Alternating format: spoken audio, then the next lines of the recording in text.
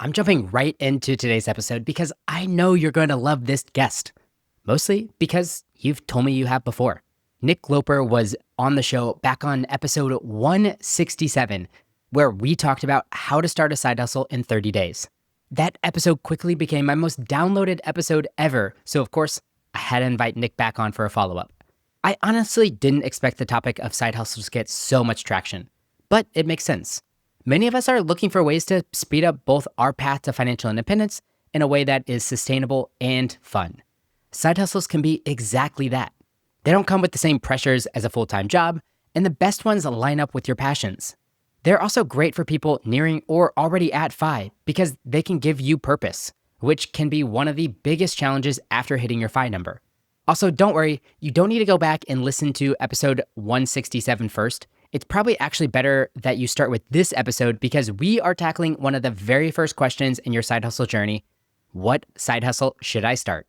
Nick will share some frameworks to help you generate ideas, and I'll ask him a tougher question, which is, from that list, which one should we start with? So let's dive in. I hope you enjoy my conversation with the side hustle savant himself, Nick Loper. Can you explain the Japanese concept of ikigai and how some of those core elements might translate into finding a great side hustle? Yeah, this is loosely translated, this is your reason for being, this is your purpose. And you've probably seen this beautiful kind of like Venn diagram of graphic where your ikigai lies at the intersection of what you love, this is your passion, what you're good at, what kind of skills do you have, what the world needs, very important. A lot of side hustle searching starts very inwardly focused. What am I good at? What am I excited about?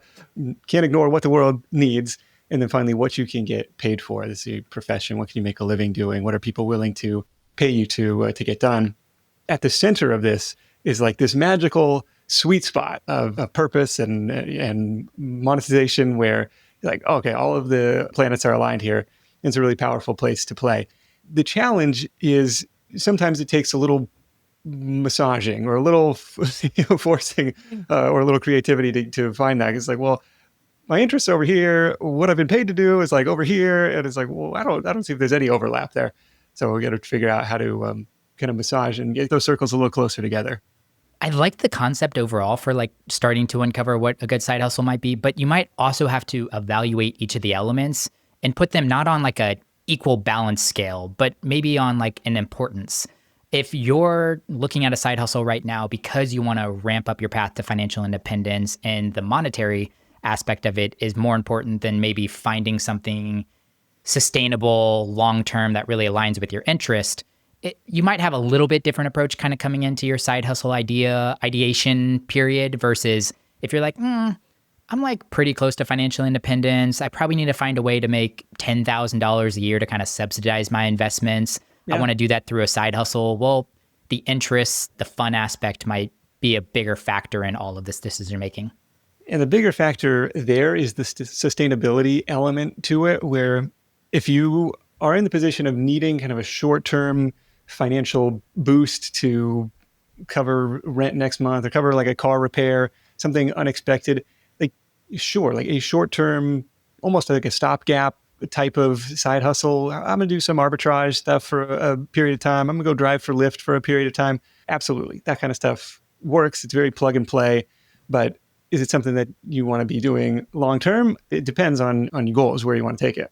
Let's assume the orientation for today's conversation will probably be a little bit of an equal balance between all of them. I think it will be people that are looking for sustainable side hustles. They're probably not in credit card debt or in a place where they have to immediately boost income in order to help with a short-term goal. But more times than not, it's people are going to be listening because they want to expedite financial independence or they want to off-ramp from a full-time job and maybe come into a more of a side hustle or a side business or a side job to sustain some of the income, but they want to kind of downshift a little bit. Yeah, so much of the FI conversation is around saving and budgeting and investing and frugal living. And it's like at a certain point, let's address the revenue side of the equation. How do we earn more money? Can we level up in our career? Can we start a little side business and bring in some extra money that way?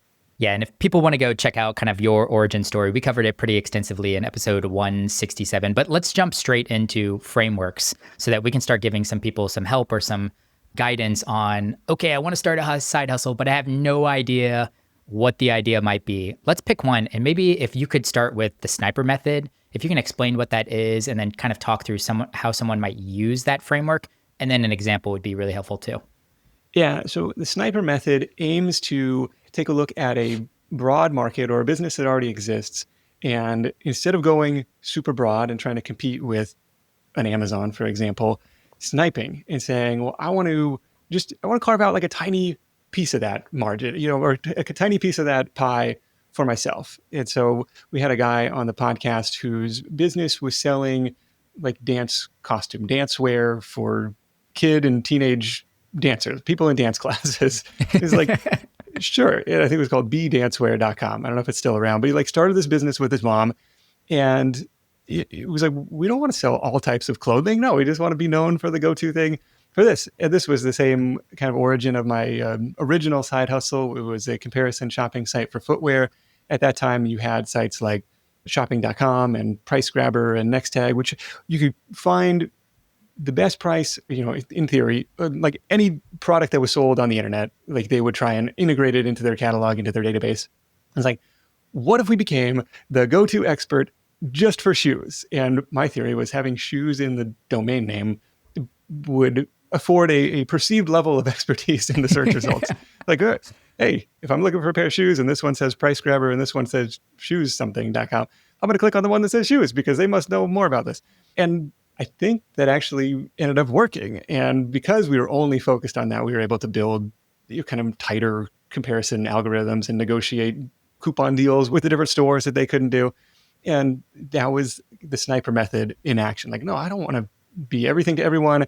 If I can carve out this one little niche and go that route, that can be a really effective way. We had John Lee Dumas on the show. I don't know if you've had him on our most recent episode. He talks about niching down until you can say you're the best provider in that niche. You're the worst provider in the niche because you're the only game in town. Best, yeah. Worst, and only was something that really stood out from that conversation. And he talks about, hey, when I started this Entrepreneurs on Fire podcast, it was the best daily interview podcast with entrepreneurs.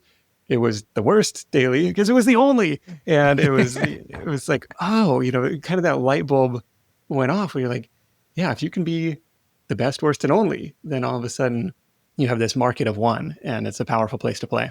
Yeah, I like the sniper net method. And the reason I picked this framework first is because I think this is a really good entry point for two reasons. One, if you're starting a business, I think it will be easier to pick a very niche category or target so you can compete with the all-in-one house agencies or retailers that are out there. So much of the world is going to like the Amazon model where you can buy just about everything that you need from this one site.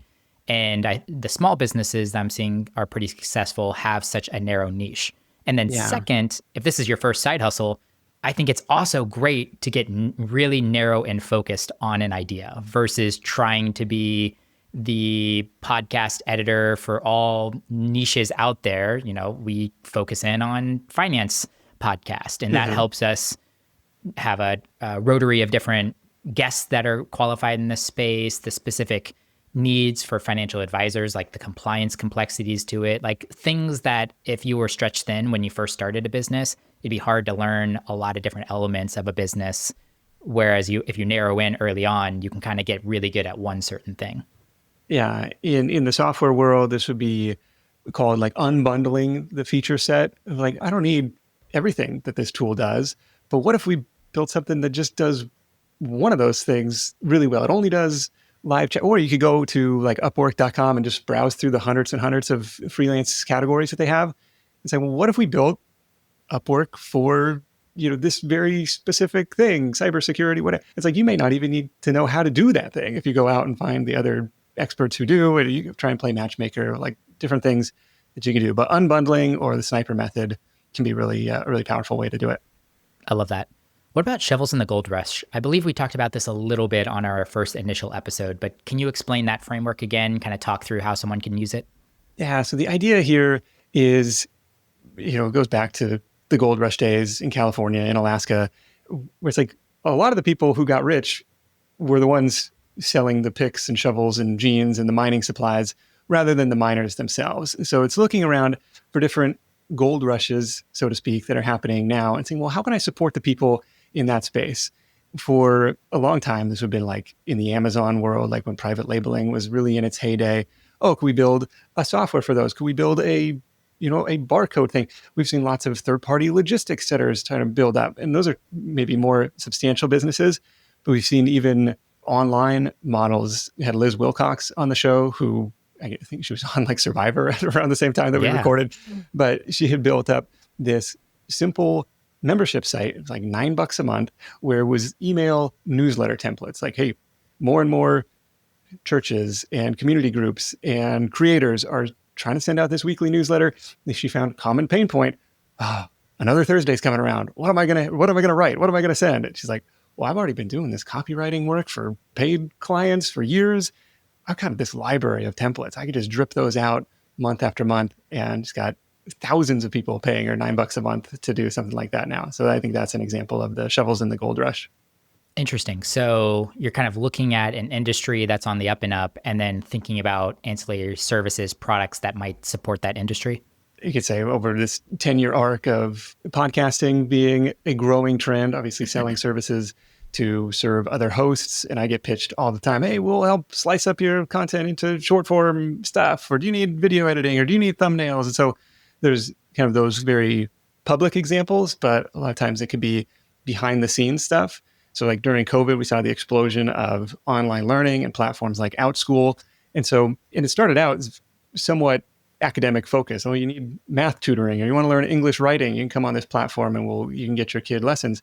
But on the fringes of that, there were other like fun stuff. Like we'll do group Lego building classes, or even we had a woman on the show who was teaching you help like a video game coaching type of class, where it's like, you want to learn how to beat Zelda? Come and hang out with me for half an hour, and we'll work through these levels step by step. I was like, really? You can make money playing video games? And she was Dang, that's a good one. I'm doing it. Let's jump into the RIP, Pivot, and Jam framework. I like this one as well. There's a lot of really good examples that I've heard you share on this. This is a fun one. This is from the guys at the Tropical MBA podcast, going back probably 10 or 12 years. And this is the idea to take somebody else's business model, RIP, and then not just blatantly copy, but pivot it a little bit. Pivot it to a new industry, a new market, a new vertical in some meaningful way, where it's like, okay. And then Jam is do the work, go hustle, go figure it out, and go make it work.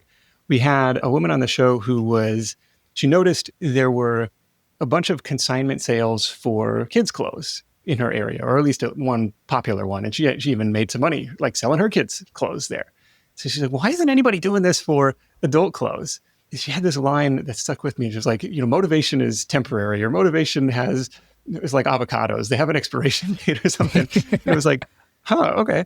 And she registers this website. She starts signing up her friends, neighbors, anybody she can find to have their clothes, their inventory at her event.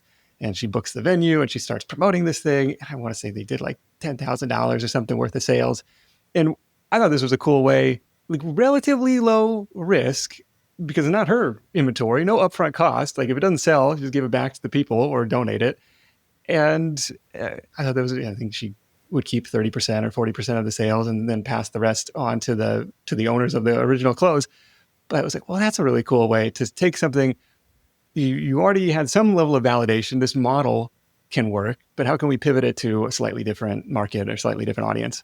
I love that. I think another example that I heard you talk about either in an episode where you're explaining this or maybe with the actual person was I can't remember the exact details, but they went on a tour and got like an outdoor tour guide. And then they brought that concept back to their own city and did like an urban hike planning business, which was really cool, where they like organized urban hikes around their city. And I thought that was like another really simple example. And we're living day to day all the time, experiencing things. And if you have a really amazing experience, how can you potentially take that experience, pivot it a little bit, and then, force it into something that might be your interest or something that you might be able to turn into a business? Yeah, it's kind of this geographic pivot where it's like, oh, it's working in this other city. What if we bring this here? One of my old bosses, he told this story about a friend of his. We found like the thrifty nickel, or like the, it was something similar, the kind of little brochure you would find in the front of grocery stores on like used car listings. If Yeah. you went down the list of the top 20, major metros, whatever in the United States, and got down to, and he would call up the grocery store. Do you have whatever, this type of magazine that shows used car listings? And you got down to like Louisville, Kentucky. Yeah, everybody said, yeah, we have that. Got down to Louisville. No, we don't. What are you talking about? We don't have that. So he goes into Louisville market and goes with all these used car dealers and starts selling them advertising in this little brochure.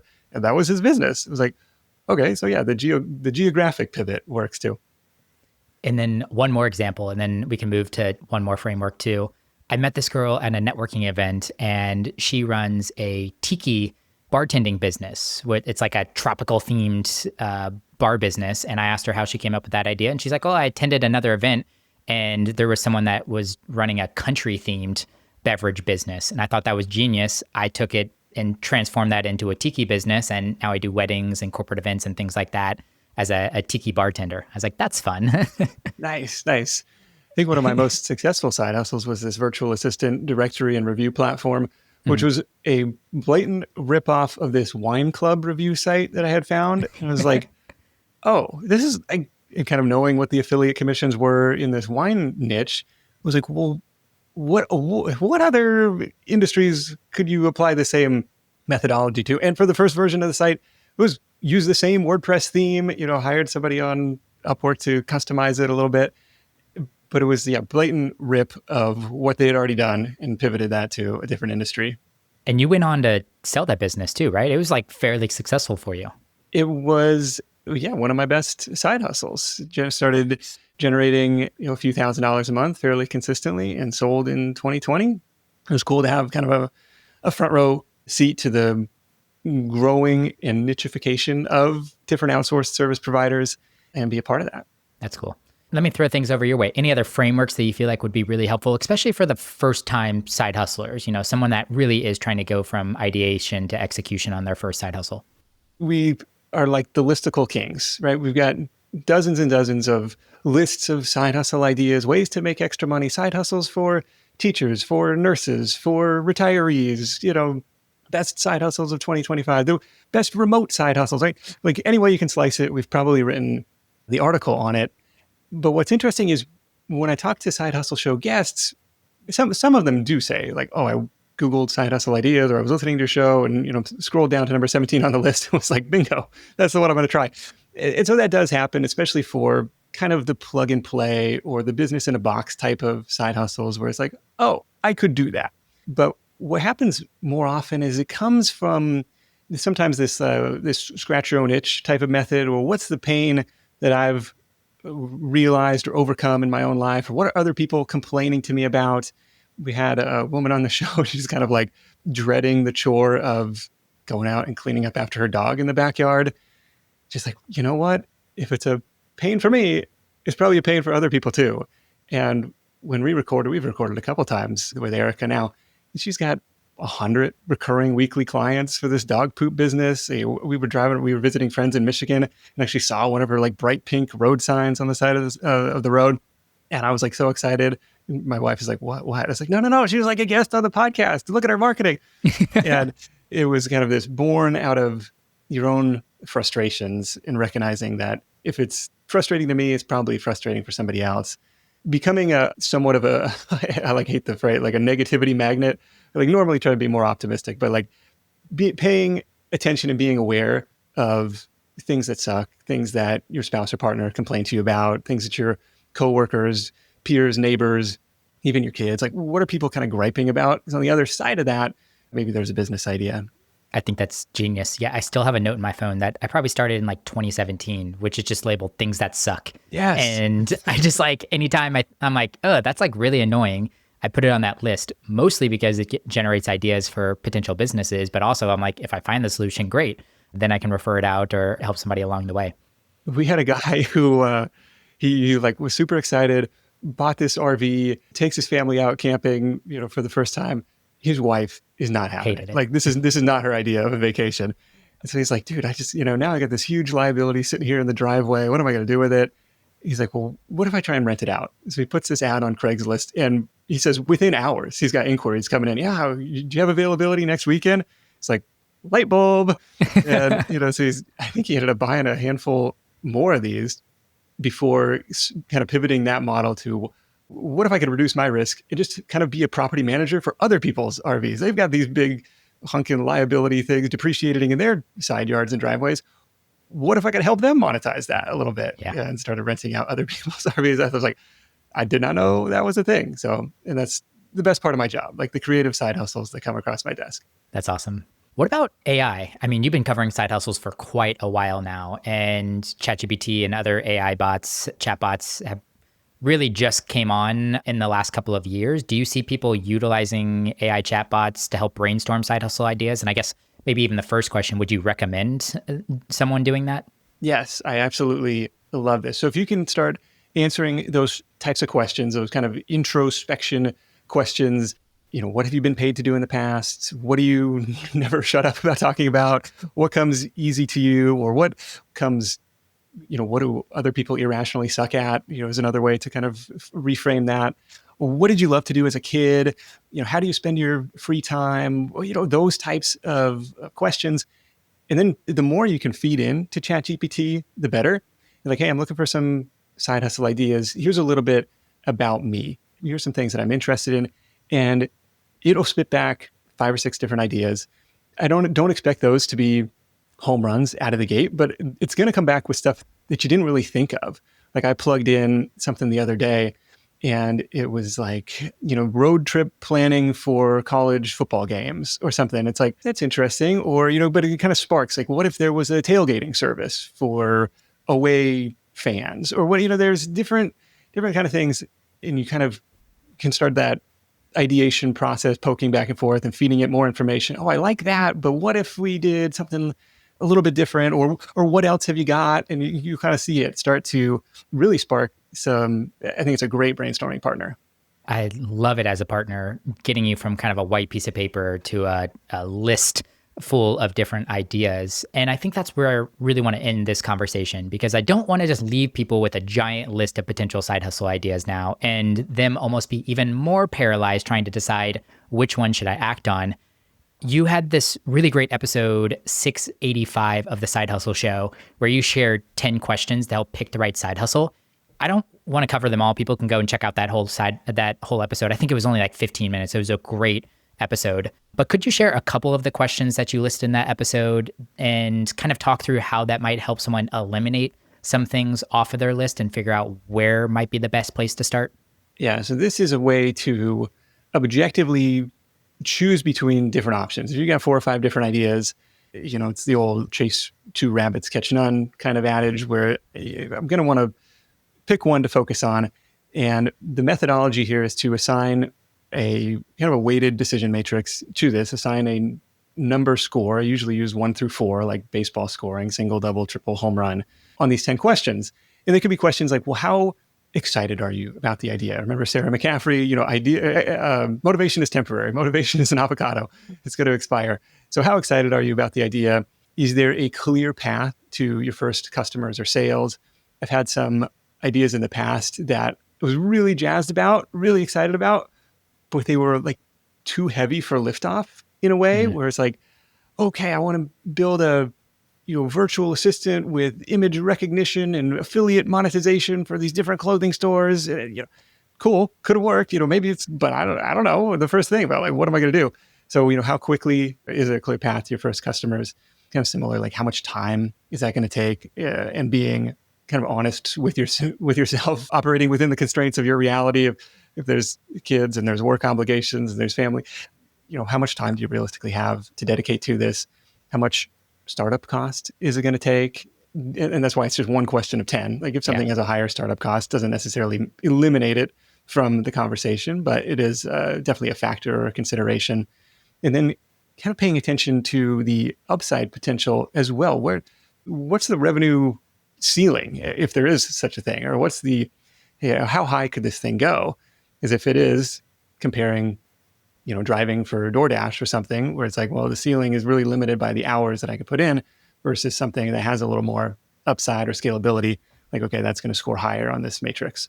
I think you even like made a free downloadable out of that episode. So if you like need all of the questions and you want to rank them all, that's great. But I hate to steal the punchline at the end, but it was just like too good not to share on this, which you essentially said at the very end, hey, if you ranked all 5 of your ideas and one idea came in at 41 and another came in at 38, and you're kind of disappointed because you were hoping the one that scored 38 was the one that was going to be on top, well, then that's probably the one that you should just start with. Yes. I think going through that whole exercise, and you kind of are going to get that gut reaction at the end, like, oh, I wanted this other one to win. Perfect. Go do that one. Nick, I just talked about it. The Side Hustle Show, you got an amazing podcast out there. If people tuned into it, what would they expect? Every week, we've got new business ideas. We've got marketing frameworks. It's been a ton of fun. There are over 600 episodes in the archives. Don't expect you to binge on the whole thing. If you go to hustle.show and answer a few short multiple choice questions, it'll build you a customized playlist based on those answers of some of our greatest hits episodes. I think could be a good place to start. Yeah, that's awesome. I mean, you're hat tipping me for almost 200 episodes. Get out of here, man. You're coming up on 700. It's you're been an a OG. long time in the game. Nick, man, always a pleasure talking with you, and really excited for our next conversation. Cheers. Side hustles can be such a fun and powerful part of your financial independence journey. They don't just boost your income and speed up your path to FI, they also give you some space to experiment, explore passions, and even create projects that might carry into your post-FI life. I'll definitely keep side hustles as a core topic here, but between this episode and episode 167, you've already got a strong foundation to get started.